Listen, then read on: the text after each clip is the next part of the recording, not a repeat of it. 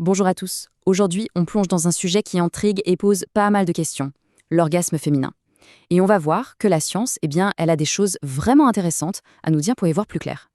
Alors la question qui est vraiment au centre de tout ça, c'est pourquoi, pour beaucoup de femmes, l'orgasme pendant un rapport peut être un vrai défi. C'est une question super importante et heureusement, la science a commencé à nous donner des pistes.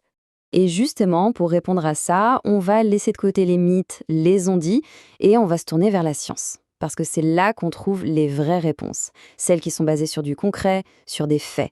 Et la base de notre analyse aujourd'hui, c'est une étude super intéressante qui date de 2022. Les chercheurs, ils ont utilisé des technologies de pointe, genre des modèles 3D, des échographies, pour observer en direct ce qui se passe dans le corps. C'est assez fou, ça nous donne une vision qu'on n'avait jamais eue avant. Alors, pour bien comprendre ce qu'ils ont trouvé, il y a un terme clé à connaître, le flux sanguin clitoridien. En fait, c'est tout simple. Plus il y a de sang qui arrive vers le clitoris, cet organe qui, on le rappelle, est entièrement dédié au plaisir, plus l'excitation monte et donc plus l'orgasme devient probable. Bon, maintenant qu'on a tosé les bases, quelle est la première position que l'étude a identifiée comme étant vraiment efficace? Allez, on regarde ça. Et on commence avec un grand classique, la femme au-dessus, en face à face. Et vous allez voir, ce n'est pas un hasard si elle est si populaire. Il y a de vraies raisons scientifiques derrière. Le truc avec cette position, c'est que la femme a le contrôle total. C'est elle qui gère l'angle, la profondeur, le rythme, comme elle le sent. Et en plus, son propre poids vient créer une pression super intense et directe sur le clitoris. Résultat, les échographies ont montré un flux sanguin qui augmente de façon spectaculaire. C'est vraiment l'une des positions les plus fiables. Ok, ça c'était pour la première. Passons maintenant à la deuxième position qui a retenu l'attention des chercheurs. Là, on parle de la position de l'homme au-dessus, mais attention, avec une petite modification qui change tout. Un simple oreiller placé sous les hanches. Et c'est là que ça devient fascinant. Regardez la différence. Sans oreiller, le bassin reste à plat, la pression est moins directe. Mais avec un oreiller, hop, le bassin s'incline vers le haut. Et ce petit changement d'angle, ça permet au poids du partenaire de diriger la pression pile au bon endroit, sur le clitoris. L'effet sur le flux sanguin est immédiat, c'est vraiment significatif et uniforme. Allez, on passe à la troisième. Et là, c'est un peu différent, c'est moins une position statique qu'une véritable technique, une sorte de variation sur un grand classique. Ça s'appelle la technique d'alignement coïtal ou TAC. En gros, c'est une variante du missionnaire, mais qui demande une approche du mouvement totalement différente.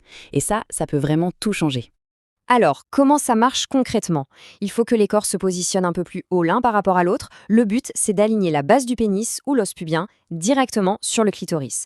Et ensuite, le plus important, on oublie le mouvement de va-et-vient classique. À la place, on adopte un mouvement de balancement, comme un glissement de haut en bas. Ça crée une stimulation vraiment ciblée et surtout, continue. Et pour vous montrer à quel point c'est efficace, la recherche a carrément montré que des femmes qui n'avaient jamais atteint l'orgasme juste avec la pénétration, elles y sont arrivées avec cette technique. Alors bien sûr, ça demande un peu de pratique, c'est un peu comme apprendre une nouvelle danse à deux. La communication est la clé et ça peut même rendre l'apprentissage et la découverte super fun. On arrive maintenant à la quatrième et dernière position qui a été analysée dans cette fameuse étude. Il s'agit de la position assise, face à face. Voyons ce que les données scientifiques nous disent à son sujet.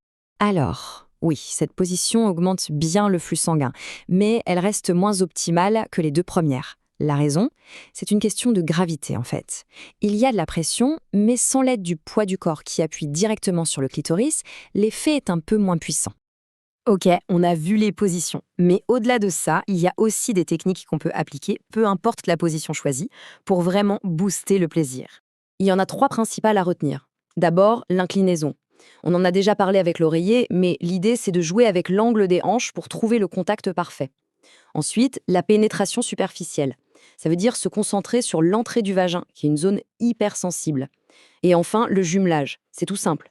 On ajoute une stimulation directe du clitoris avec la main ou un sextoy en même temps que la pénétration. Et ce jumelage, franchement, c'est un vrai game changer.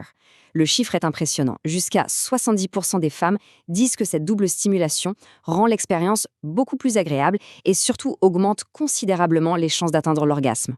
Donc ce qu'il faut retenir de tout ça, c'est que ce sont des outils, une sorte de boîte à outils, mais ce ne sont pas des règles à suivre à la lettre. La vraie clé du succès, c'est de parler avec son ou sa partenaire, d'oser expérimenter et surtout d'être à l'écoute de son propre plaisir, de son propre corps. Alors, au-delà de toutes ces techniques, la vraie question à se poser, c'est quelle est la prochaine nouvelle chose à essayer, juste pour le fun, pour la nouveauté. L'expérimentation, c'est vraiment ça la clé pour découvrir ce qui marche le mieux pour soi. Et qui sait, ça pourrait bien mener à une connexion encore plus forte et à beaucoup, beaucoup de plaisir. L'important, c'est d'explorer et de s'amuser.